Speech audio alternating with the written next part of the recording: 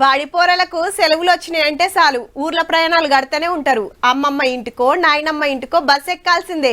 బేస్తారంకెళ్ళి బల్లకు తాతీలు వచ్చే వరకు చాలా మందే సొంతూర్లకు పోయిండ్రు. రేపు ఐతారమేనాయే నిమ్మలంగా ఉండి పొద్దుముకనో సోమవారం పొద్దుగాలనో పట్నం బట పడుతుండొచ్చురు. ఇక కొందరు గుళ్ళకు లైన్లు కట్టిండ్రు. ఇప్పుడు తప్పితే మళ్ళా తీర్వాటం కాదని.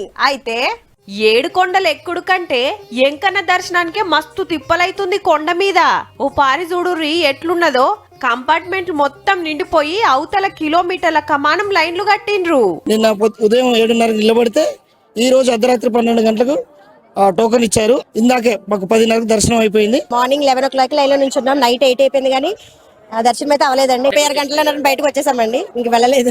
ఫ్రీ దర్శనానికి రోజున్నారంటే మాటలా. నిలబడి యాస్టకొస్తున్నదట. వెనకెమ్మటి పిల్లలు పెద్ద మనుషులుంటే ఇంకింత తిప్పలు. దర్శనం గాక వెనకకే మళ్ళొస్తున్నారట కొందరు. మేము 2 days దాటిపోయింది, ఇంకా దర్శనం మాకు లేదు. టోకెన్స్ కూడా 8 ఆపేశారు. కిరాయి రూమ్లకు సుతా కష్టమే ఉన్నదట. చలికాలమాయే రాత్రికి ఏడన్నా ముడుచుకుందామన్నా ముత్యమంత జాగ దొరికే పరిస్థితి లేదు. పిల్లలు ఉన్న వాళ్ళకి ఇబ్బంది అవుతుంది. ఫుడ్ అట్లాంటి బాగానే చూసుకుంటున్నారు కానీ దర్శనం కోసమే చాలా ఇబ్బంది పడుతుర్రు. 5 గంటలకు వచ్చాము, ఇంతవరకు అయితే టిఫిన్ కి టైం లేదు, పాలకి టైం లేదు. 22 కంపార్ట్మెంట్స్ రాలేదు. వరుస పెట్టి 3 రోజులు సెలవులు వచ్చే వరకు అందరూ తిరుపతి బాట పడితే గిట్లున్నది.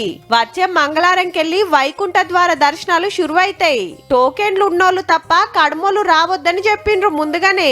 ఇక మేడారం జాతర దగ్గర పడుతుండే వరకు ఇటు ఎంలాడ అటు కొండగట్టుకు ముందుగా మొక్కులు పెడతానికి శీతం వస్తున్నారు. యాదగిరి గుట్ట మీద జాతర సాగుతుంది. దర్శనాలకు 2-3 గంటలకు మీదనే పడుతున్నది. రోడ్ల మీద వచ్చిపోయే బండ్లతోటి ట్రాఫిక్ జాము. ఆడ ఈడనేం లేదు, అంతటా గుళ్ళకడ గిదే పరిస్థితి. పోయేటోళ్ళు జర చూసుకోండి మరి.